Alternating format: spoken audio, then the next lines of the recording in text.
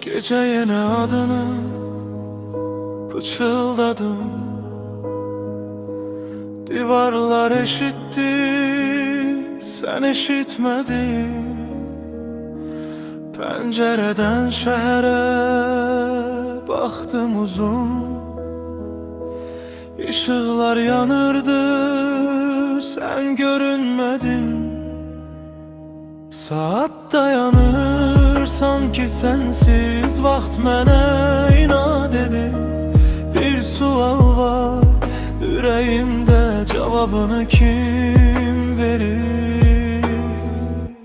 Hardasan indi, de hardasan? Bu şəhər sensiz dar gəlir mənə.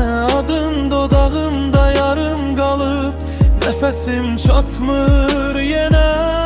Hardasan indi, eşidirsən? Yuxularım səni gətirir mənə. Səhər açılır sensiz yenə, gecə qayıdıram sənə.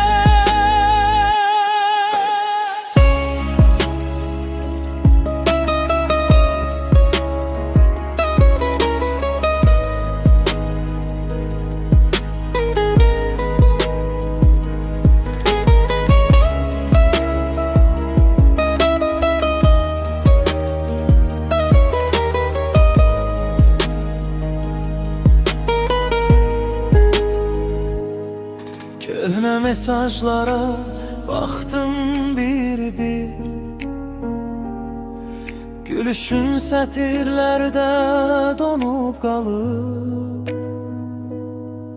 Bir vaxt biz deyən o cümlələr indi təkliyə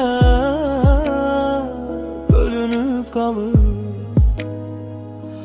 Qayıt demirəm, məcbur deyil, sadəcə bilmək istəyirəm.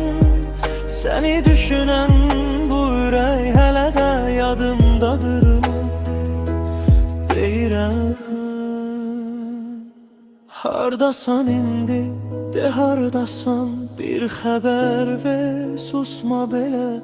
Səni sevmək günah idisə, mən o günahı çəkim elə. Hardasan indi?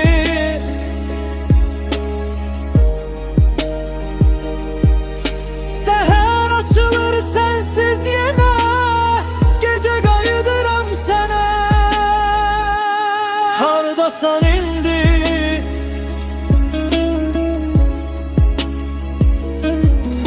Səhər açılır sensiz yenə.